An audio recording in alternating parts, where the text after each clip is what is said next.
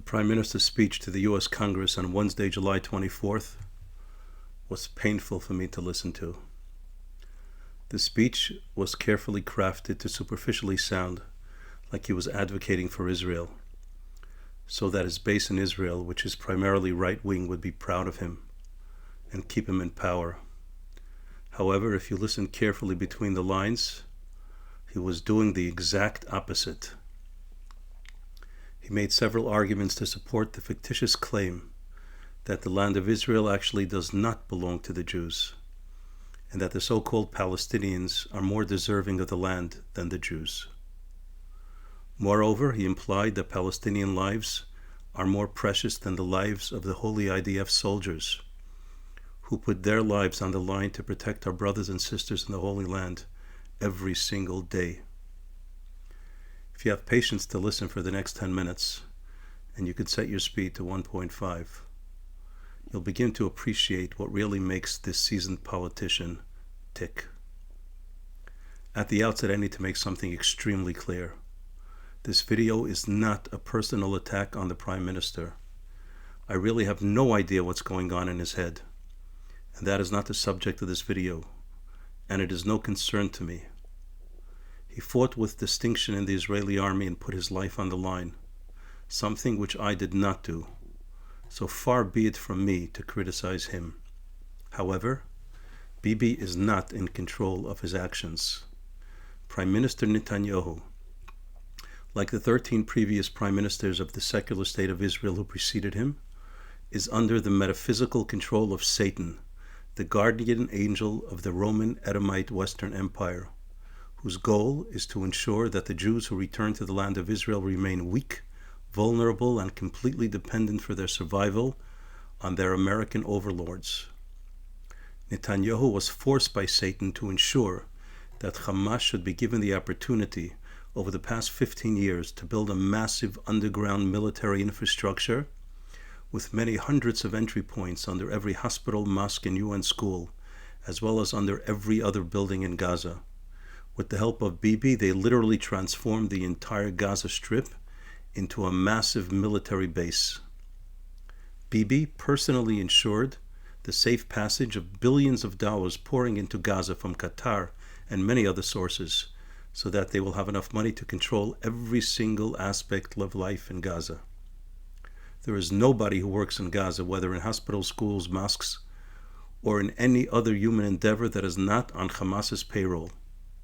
Bibi made sure that scores of state-of-the-art massive tunnels wide enough and strong enough for trucks to pass through should be constructed between Egypt and Gaza so that these monsters can bring in weapons of all kinds, including thousands and thousands of missiles, plus materials to build their own weapons factories.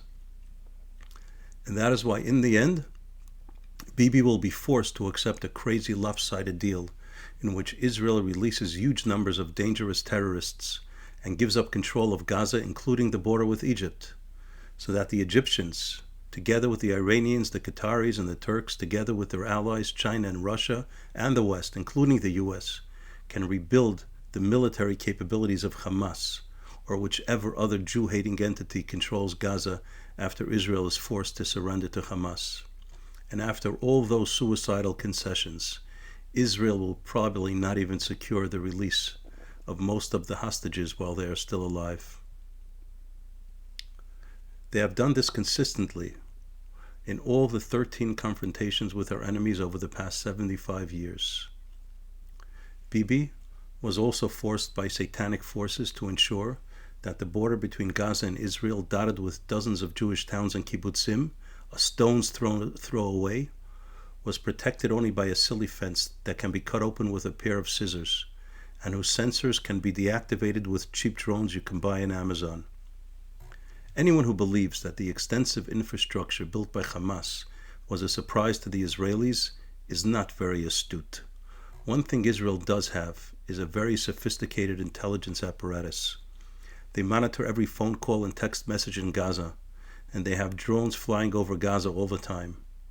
The naked and obvious lie promoted by the Israeli government, namely that the 500 miles of tunnels was a surprise to them, is about as credible as UNRWA's claim that they are a peace-loving humanitarian organization. It is impossible for Hamas to dig a single hole in Gaza without the Israelis knowing about it. The millions of tons of earth that had to be extracted and the ginormous amount of concrete and steel that had to be imported for the construction of 500 miles of tunnels was beyond impossible to hide from the eyes of Israeli intelligence. Bibi knew all about this, and he did nothing. Satan did not allow him to say a word. The narrative that the government tries to peddle, namely, that Bibi, together with his comrades in the upper echelons of the Israeli military and intelligence communities, actually had a sophisticated point of view that happened to have been proven wrong.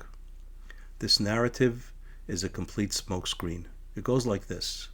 Hamas would spend billions of dollars and millions of man-hours to dig tunnels and to train tens of thousands of soldiers for years and years with absolutely no intention of ever using all these resources to attack Israel, because they had modified their extreme opposition against the existence of the State of Israel and were more focused on building a viable and successful Gaza state with money that they didn't have because they spent it all on their military infrastructure. This asinine narrative is comical. Bibi also was forced to sit by and watch as Hezbollah grew into a massive army armed to the teeth by the lunatics of Iran, with hundreds of thousands of missiles that pose an existential threat to the State of Israel. And Bibi did nothing to stop them. Bibi couldn't stop them because we're still in exile. The fourth beast in Daniel chapter 7 has still not been completely vanquished. This does not occur until the coming of Mashiach. We often mention the prophecy of our matriarch Rebecca in Genesis 25, where she was told that the children fighting in her womb will be at war with each other until the coming of Mashiach. Esau will dominate Jacob until the redemption, and afterwards it will be the reverse. The words V'rav ya'avoid so'ir in Hebrew can mean that the older will subjugate the younger, or that the older will be subservient to the younger. Our sages teach us that both of these meanings are correct. During the entire period of our exile, the younger one, Jacob, will be subjugated by the elder one, Esau, but afterwards, the elder will serve the younger. We are still in exile, and therefore the Jews cannot have a government with a backbone to stand up to our Roman overlords. It is simply impossible. I believe anyone who ends up in the position of Prime Minister of the secular state of Israel will be turned into an avatar for the satanic forces of the Roman Empire. Even if Rabbi Meir Kahane, may God avenge his blood, would have been the Prime Minister, or even if Yibodel ben Chaim Lechaim Itamar ben Gvir would become the Prime Minister, I don't think they would be able to withstand the forces of Esav, which would invade their minds and seize control of their actions. And that is why, in his address to the U.S. Congress this past Wednesday, July 24th, Bibi made sure to make it very clear that he represents the Palestinian people and not the Jews of Israel, because he never represented the Jews. No leader of the secular state of Israel can truly represent the Jews because they are dominated by the forces of Esav. This is not some weird conspiracy theory. It is quite obvious to anybody who wishes to see. Again, I must reiterate so that nobody twists my words out of context. I am not referring to what goes on in Bibi's head. I am not accusing him of consciously being a malicious traitor. I am simply stating the obvious, that the only way to understand him, as well as the 13 prime ministers who preceded him, in order to understand their consistently treacherous behavior throughout all these years, is by viewing their actions through the metaphysical lens of our holy sages, who have revealed to us that although the successive government leaders of the secular state of Israel are genetically Jewish, their minds and hearts are completely controlled by the dark forces of Rome. In future videos, I will go through some of the sources with you, but for now, I just want to make some comments about Bibi's speech to Congress this past Wednesday. It was no accident that this speech was presented at the beginning of the 3-week period of mourning that Jews have been observing since the Holy Temple was destroyed. The 3 weeks begin on the 17th day of the Jewish month of Tammuz, this year corresponding to July 23rd, when Nebuchadnezzar, king of Babylon, laid siege to the holy city of Jerusalem 425 years before the Common Era. The 3-week period ends on the 9th day of the Jewish month of Av, this year corresponding to August 13th, when the Babylonians engulfed the first holy temple in flames 2 years later. And then again in the year 70, on this very same day in the Jewish month of Av, Titus, with his Roman legions, burnt down the second Holy Temple. It is obviously not by chance that at the beginning of this annual 3-week period of our mourning over the destruction of the first two Holy Temples and the Holy City of Jerusalem, which triggered the onset of our exile, that at this very time, the Prime Minister of the current state of Israel announced to the whole world that we are still in exile and that we are still being subjugated by the Roman Empire, to the extent that the Prime Minister of the Jewish state is forced to act as a mouthpiece and an advocate for those who seek our destruction. Bibi was speaking to representatives of a country which is largely Christian and who believe in the Jewish Bible. The Republicans who invited him was certainly mostly religious and God-fearing. Bibi wanted to address the claim leveled against us by the Muslims and their cheerleaders in the rest of the world, and that is that the land of Israel does not really belong to the Jews, but rather to the Muslims, and that we are colonizers who seized it from them illegally.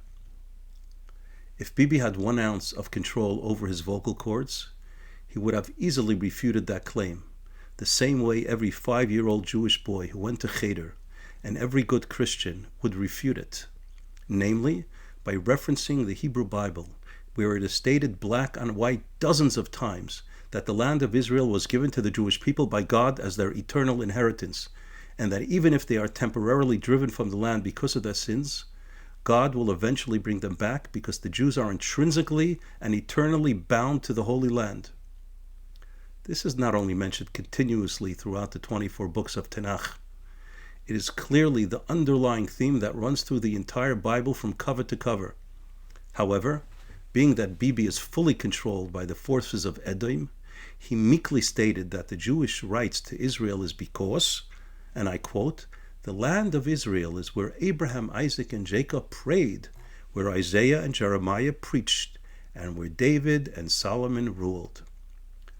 Abraham walked in the land almost 4,000 years ago, and Isaiah prophesied in the land almost 2,600 years ago. Now this is the most nonsensical and lame defense of our right to the land of Israel. Would any normal person respect the claim of somebody who knocks on his door and tells him to leave his home immediately because he has a document to prove that 4,000 years ago one of his ancestors walked on the very spot that the home was built on?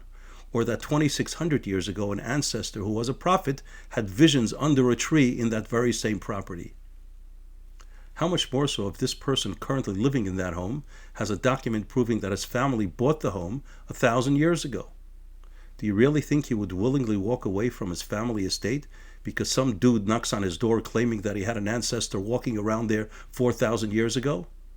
Moreover, does Bibi not know that the Muslims claim that Abraham and Isaiah were Muslims, and that the Palestinians are descendants of the ancient Canaanites, and that they were in the land before the Jews came?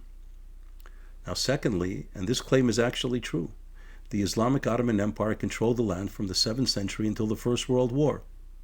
So who really could care less who was walking around 4,000 years ago?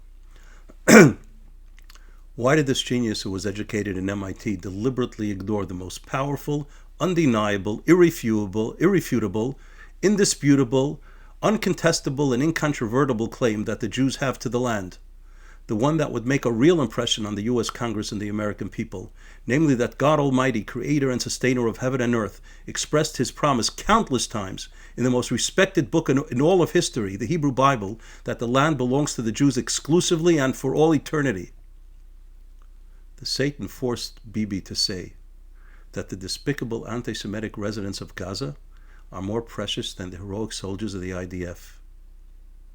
Bibi brought along with him several heroes of the IDF, among them a courageous Jewish Ethiopian soldier and a Bedouin soldier, and a third hero, Lieutenant Yonatan Ben Hamo, who lost a foot in the current war and then went back to fight for us, and lastly a fourth incredible hero, Lieutenant Asa Sofer, who lost an arm and the vision of one of his eyes in this war, and Asa will soon return to active duty as the commander of a tank company. Bibi rightly saluted these amazing soldiers for their enormous bravery. These individuals are true heroes, together with the hundreds of thousands of their comrades in the IDF. But at the same time that Bibi praised these righteous heroes and their comrades, Satan inspired him to muster the audacity to imply that the lives of these incredible people are less valuable than those of our enemies. Because he went on to proudly boast how the Israeli government under his leadership insists that our brothers and sisters in the IDF meticulously follow the rules of war pontificated to us by all the nations of the world, who incidentally ignore these very rules when they're waging a war against their enemies. And then he went on to brag that Israel goes above and beyond those ridiculous restrictions in order to protect the civilians in Gaza, who hate our guts and celebrate our death and suffering. Bibi knows full well that putting all these shackles on the IDF causes an enormous number of IDF casualties. But Satan forced him not only to give the orders that puts the lives of our dear brothers and sisters in great peril, but to boast about it to the entire world. Then Satan compelled him to profusely heap praise and appreciation for the malevolent Joe Biden. So he talks about his close relationship with him for 40 years, and that Biden was and is a great friend of Israel and an Irish-American Zionist, and that he came all the way to Israel at the beginning of the war to show solidarity with the Jewish state. Bibi, knowingly and unabashedly, was lying through his teeth. Biden did not come to strengthen the Jewish state. He came to warn them that they dare not harm the Jew-hating citizens of Gaza who participated in the October 7th atrocities and celebrated that murderous, sadistic rampage with singing and dancing. These subhuman, so-called innocent civilians have been the concern of Biden every single day of this war. Joe forgets and confuses everything under the sun. But he never forgot to mention every single time he spoke about the war, about how Israel must do everything in their power to ensure that none of our sworn enemies in civilian clothing gets hurt. And that enormous amounts of aid must get into Gaza daily so that Hamas could seize it, to feed their soldiers and to finance their war against us. And this Irish-American Zionist also did not forget to mention many times how he does not trust Israel to act humanly towards its friends in Gaza. So therefore he is withholding weapons that the bloodthirsty Jews might use without regard for civilian casualties. After Biden personally schlepped all the way to Israel to deliver his warning to his good friend of 40 years, he continuously sent his Jew-hating Secretary of State to come every few weeks to warn Israel to make sure not to harm the so-called civilians of Gaza, even at the expense of the lives of our courageous soldiers. President Donald Trump, who has an incredible instinctive sixth sense to see through all the muck blinding most politicians, characterized Joe Biden during the previous debate with one single word. He said Joe Biden is a Palestinian. That's all he needed to say, and that says it all. Worst of all, Bibi indicated that the land of Israel does not belong to the Jews, but rather to our enemies, and therefore he will ensure that Gaza remains in the possession of those who despise us and want to kill us. Under no circumstances would the Jews dare reoccupy Gaza, he said, because it belongs to the Palestinians, he indicated, even though it is clearly within the biblical boundaries of the Holy Land of Eretz Yisrael. Of course, he repeated the ridiculous notion that Israel is somehow going to ensure that the Gazans are de-radicalized and transformed into peaceful neighbors. No sane person with the slightest understanding of the dark culture and mentality of the Palestinians and their vicious ideology, which has been fed to them day in and day out for the past 100 years, can even entertain the fantasy that Israel would have the capability of transforming them into peaceful neighbors. Bibi, of course, knows this, but he was forced to encourage the Iranians and all their proxies, including Hamas, Hezbollah, and the Palestinians. He was forced to egg them on to continue their 100-year fight against us. In front of the entire world, he declared that he has every intention of allowing our enemies to take control of Gaza so that they can continue the war against the Jews of Israel. He must surely realize how painful this declaration was to the courageous soldiers who were present in the Hall of Congress, and to the hundreds of thousands of soldiers who are putting their life on the line every single day to rid Israel of the monsters of Hamas. And what about the many hundreds of families who lost loved ones during the Simchat Torah massacre, as well as in the 9 months of war? How do you think they all feel, knowing that Bibi has every intention of surrendering to the Palestinians and allowing them to build up another terrorist state in Gaza as soon as he decides to conclude the war? Satan, who sits in Bibi's brain and control his every word and action, bombastically boasted in front of the U.S. Congress and the many millions who are watching about the mighty power of the State of Israel and its invincible IDF, which was, he claimed, victorious in all the wars against us, and so he declared, they will continue to protect the State of Israel. This, sadly, is a huge joke. The soldiers of the IDF are indeed extremely capable and courageous and second to none. But in reality, Israel never won a single war. Our enemies were stopped from annihilating us with the help of Almighty God, but consistently after every single war and confrontation, the satanically controlled leaders of the secular State of Israel quickly agreed to a ridiculous ceasefire so that the enemy could rearm and regroup and fight another day. Again, I want to reiterate that this is not a personal attack on Bibi. He is not in control of his actions. He is a puppet controlled by the dark forces of the Roman Edomites and the Ishmaelites. There's only one person who will succeed in being a truly great Prime Minister of Israel, and that is Mashiach Tzidkenu, the King Messiah. You're probably wondering by now how it is possible for me to make such outrageous claims. That Bibi is just a puppet for the guardian angel of Rome, i.e. the Satan, when everybody knows that Bibi is the good guy who is being ferociously attacked by the forces of the left in Israel and throughout the world, who have been trying to take him down for many years. Biden and his administration have been doing everything possible to unseat him. The UN and the ICC have been working overtime to get rid of him.